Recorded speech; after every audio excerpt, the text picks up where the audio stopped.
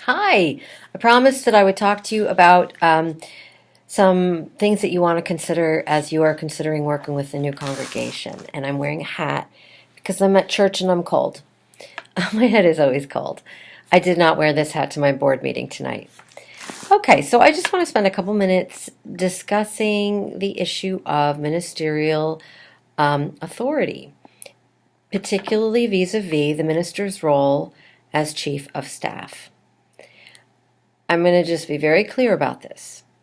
I would never work for a congregation that did not specify that the minister is the chief of staff with hiring and firing authority and supervisory authority. This doesn't mean that I think that the minister has the only authority. That's not what I'm saying. For instance, in developing a new position in my congregation, I have to develop a job description in conjunction with the personnel committee, and I would work with a search. If it's a senior staff position, I would work with a search committee, and we would do the interviews together. But I lead that process. I have final say if it comes to that. I mean, it's always been a lot of consensus. And I work collaboratively, and that's expected. But in the end, the minister has the authority to hire and to evaluate staff. That's on me. And to terminate employment. Now, you wouldn't want to be stupid about that. You're not just going to be like, you're fired. We are relational in our work always. But when it's not clear that the minister has the authority, that is the chief of staff, then what that means is that that congregation operates as a family system, as opposed to an organization where there's an expectation of professionalism. And we're very professionalized now, clergy, for very good reasons. And I won't go into those now, but there are aspects of church leadership and administration and obviously church programming that you as the minister should be the resident expert in those things. And expecting lay people to supervise staff is just a recipe for, first of all, for inconsistent evaluations, right? Because you have different people in leadership roles every year or two.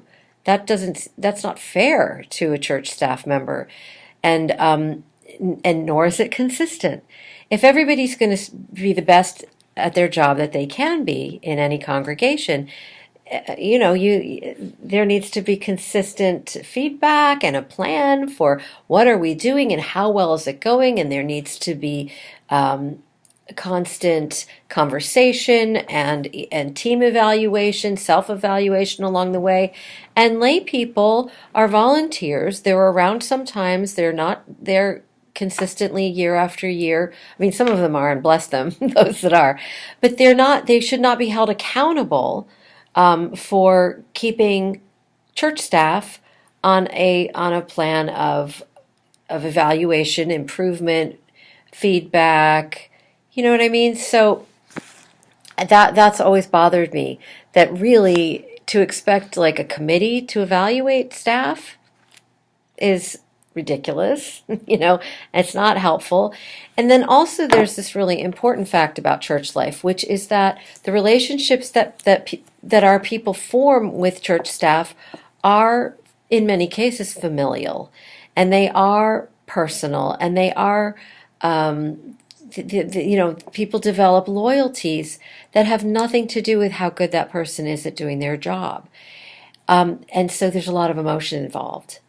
So when the minister doesn't have the authority to say, look, I've been evaluating this employee for a number of years, and their performance hasn't gotten better, or this thing has come up with this employee, and this is an employee, this is not just your friend, where this person has proven themselves to be unreliable or insubordinate or whatever, the minister should have the authority to say, I've consulted with the board or the appropriate bodies of the church, and this person's employment is terminated.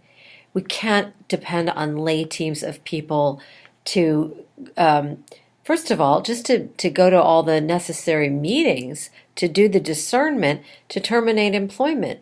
And as you know, if you've been in ministry for any period of time, trying to handle that situation where you've got tears and crying and lots of emotions and, oh, but my daughter really liked her, or, 30 years ago, my father, he was my father's best friend, or whatever it is.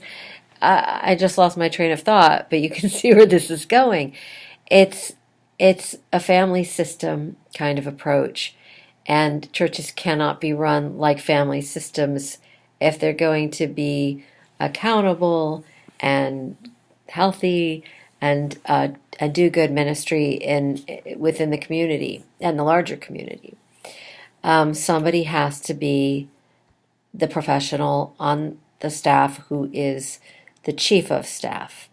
And I believe that needs to be the senior minister or the lead pastor, or maybe if your congregation's large enough, the executive director, and that's a whole other structure that I don't have a lot of experience with. So anyway, that's my recommendation. I think that if you are going into a parish where you are not named as chief of staff and really clear about the authority and expectations around that role, you should talk to your committee or your search committee or the board or whoever you're in negotiations with to really clarify how that all works.